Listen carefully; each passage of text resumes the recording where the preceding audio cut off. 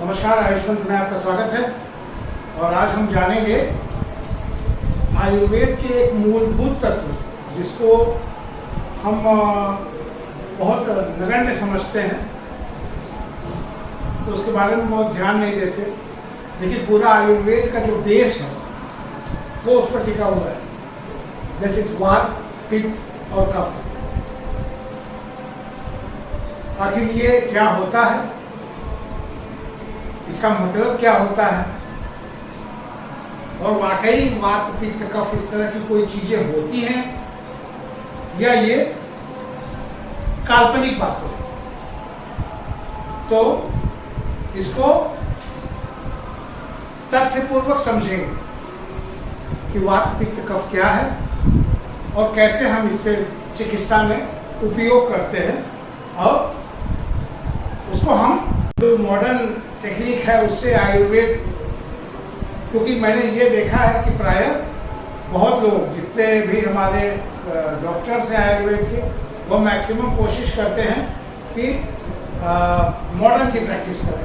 वजह ये होती है कि बेसिक जो हमारा आयुर्वेद का बेस है, ये बेस हम नहीं समझते, या बेस को हम या तो जरूरी नहीं समझते, या तो रट्टा मार के कहीं से भी पास हो जाते हैं।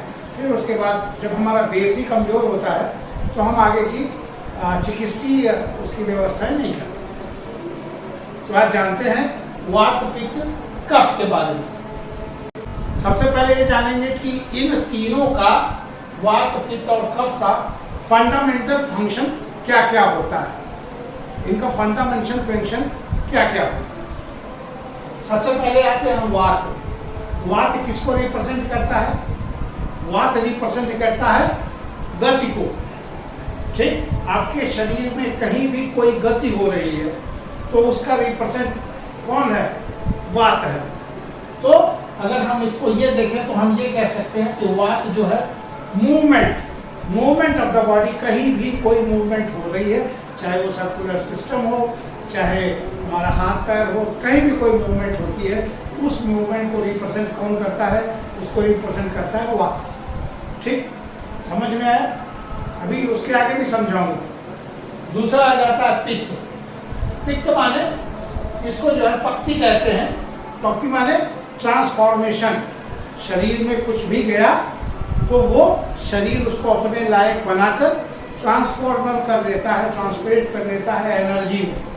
तो जो पाचन संबंधी चीजें होती हैं, यानी कुछ भी शरीर में गया, अगर वो ट्रांसलेट हो रहा है, उसमें बदलाव हो रहा है, अपनी मूल चीजों से बदलाव हो जा रहा है, तो उसका कारण क्या होता है? पित्त होता है।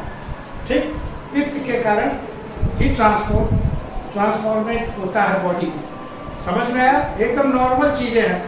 तो वात मतलब गति को इंडिकेट करता है, पित्त मतलब ट्रांसफॉर्मेशन को इंडिकेट करता है। अब अगला आ जाते हैं कफ को। कफ माने शक्ति, माने डिफेंस।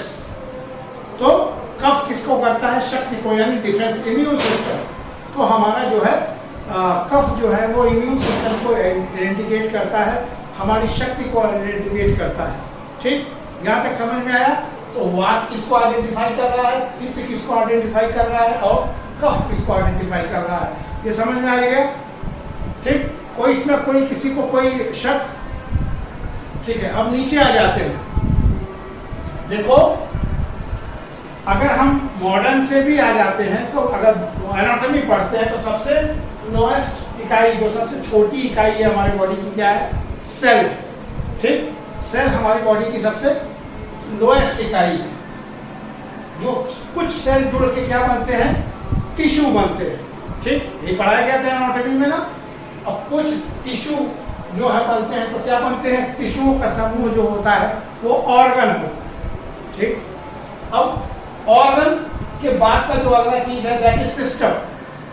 और सिस्टम के बाद क्या होता है? जो हमारा पूरा सिस्टम है, तमाम ऑर्गन इसमें लगे हुए हैं। ये ऑर्गन जब आपस में कोलैबोरेट होकर चलते हैं तो उस पूरे कोलैबोरेशन को क्या कहते हैं? उसको सिस्टम कहते हैं। और सिस्टम किसमें फिट है? हमारे बॉडी। तो यहाँ पर अगर हम देखते हैं तो सेल, टिश्यू, ऑर्गन, सिस्टम और बॉडी। ठीक, समझ में आया? ये एनाटॉमी आप लोग एनाटॉमी में पढ़े हुए होंगे। अब उसके बाद आ जाते हैं, अब यहाँ पर आते हैं बॉडी को अगर हम देखते हैं तो M for movement, T for transmission and D for defence. ये 3 मैंने दे रखा है, तो वात, पित्त और कफ। ठीक, तो यदि आप इसको देखेंगे मूवमेंट के बारे में, तो मूवमेंट के बारे में आप देखेंगे न्यूरोएंडोक्राइन सिस्टम जो है वात को डिफाइन करता है। आपके शरीर का न्यूरोएंडोक्राइन सिस्टम जो है आपके वात को डिफाइन करता है। यदि हम पित्त पे आ जाते हैं यानी ट्रांसलेशन पे आ जाते हैं, तो एंजाइम सिस्टम, एंजाइम कोई सिस्टम नहीं होता है, लेकिन हमने यहाँ समझने के लिए आपको बता रखा है कि जो हमारे शरीर में एंजाइम्स या जो भी चीजें बनती हैं, जो भी चीजें पचती हैं, पाचन के लिए होती हैं, तो वो पित्त के द्वारा निर्धारित होता है। तो ये बॉडी के लेवल पे है। ठीक, अब आ जाते हैं डी माने डिफेंस। बॉडी की बात कर रहा हूं मैं, तो डिफेंस अगर आप आ जाते हैं तो इम्यून सिस्टम हमारे कफ से संबंधित होता है। तो अब आप देखेंगे कि हमारे बॉडी के जो सिस्टम्स हैं, उस सिस्टम्स में भी वात, कफ, वात, पित्त और कफ कहीं ना कहीं मौजूद है। तो ये नहीं कह सकते कि ये एक कोरा कफ है। ठीक, तो यहां से आप मान सकते हो कि जब हमारी इन चीजों में आओगे तो हमारे सेल लेवल में भी यही चीज मिलेगा।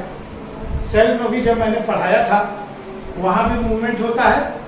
ठीक, वहां भी ट्रांसफॉर्मेशन होता है, सेल डिवाइड होता है। ठीक, और वहां भी क्या होता है, डिफेंस होता है। माइटोकॉन्ड्रिया, वहां भी डिफेंस होता है। टिश्यू में भी वही चीज होता है, ऑर्गन में भी वही चीज होता है, सिस्टम में भी वही चीज होता है, और आपके बॉडी में भी वही चीज होता है। तो वात, पित्त, कफ आपके टिश्यू से लेके आपके बॉडी तक आपके हर जगह मौजूद है। ठीक, वैसे भी तमाम ऋषियों ने इसको समझाने के लिए बता रखा था। यहाँ से ऊपर तक का जो फंक्शन होता है वो कफ का होता है, यहाँ से नीचे पित्त का होता है, और यहाँ से नीचे वात का होता है। ये समझाने के लिए है, लेकिन ऐसा नहीं है कि आपकी बॉडी का सिर्फ कफ यहीं तक सीमित है। आपकी जहाँ जहाँ सेल है वहाँ वहाँ कफ भी है, वहाँ वहाँ वात भी है, वहाँ वहाँ पित्त भी है। तो इसका फंक्शन किसी एक जगह तक, ये आपको समझाने के लिए ये थ्योरी की गई थी कि सरलीय भाषा में आप इसको समझ सके। ठीक, तो मुझे लगता है वात और पित्त, कफ का आप जो ये सिस्टम है इसको आप समझे होंगे, आपको सरल भाषा में। और इसका डीपली एक वीडियो हमारे में मौजूद है। आप चाहिएगा तो हम डिस्क्रिप्शन में उसका लिंक भी दे देंगे, आप उसको डीपली पढ़ सकते हैं। ये तो मैंने सिर्फ इसलिए बता दिया था कि तमाम लोगों के क्वेश्चंस आ रहे थे कि वात, पित्त, कफ की जो थ्योरी है ये काल्पनिक है या नहीं। तो यहाँ आपको मैंने शो कर दिया कि ये आपके सेल लेवल से ये सारी चीजें हैं। तो ये जो हमारे ऋषियों ने, जो हमारे गुरुओं ने ये जो कॉन्सेप्ट दिया है, ये कोई कोरी गप या परिकल्पना नहीं है, ये सच है। ठीक, उम्मीद है आपको समझ में आया होगा। जल्दी जल्दी रैपिड में मैंने आपको ये समझाया। नमस्कार।